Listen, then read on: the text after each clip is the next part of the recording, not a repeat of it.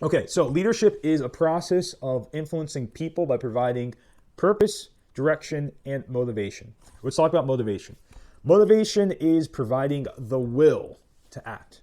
So a leader, it's kind of really cool. A leader literally has to kind of take the will to accomplish the mission, to reach the goal, and actually share that with other people. So other people have that will themselves.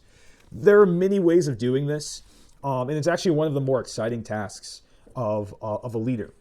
So you kind of have the direct approach, which is to try to pump people up, to get people going, to encourage people to realize that there's going to be an asymmetry of motivation naturally for whatever task or mission there is. So to really motivate the people who need the most motivation, giving more ownership to other people. This is a great way to motivate people. The more ownership you have over something, the more you actually have your own will acting in the operation.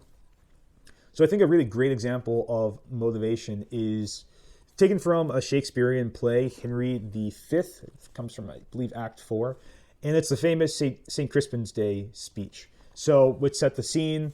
It's the eve of the Battle of Agincourt, and the British are going to go up against the French, and the British are vastly outnumbered. It's not looking good, and the men are realizing this, and so there's a certain lowness of morale, some grumbling. People are starting to doubt, should I be here? Some deserting, all these things. And King Henry realizes this, and he decides, hey, I'm going to motivate my men.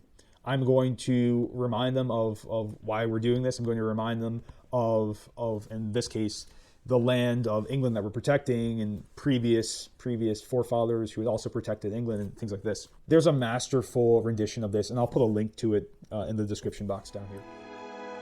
We few,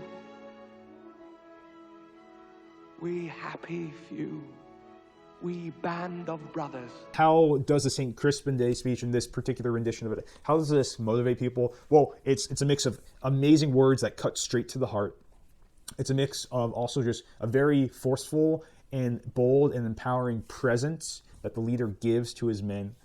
And it really does speak to a great understanding of between the leader and his men. He understands his men's concerns and all these things. So a leader has to motivate his men, and it's a really cool task. It's an important task. You have to use words. You have to use your presence. You have to know your men. And once again, no science here. It's not mathematical precision. You have to figure out the best way of motivating your team.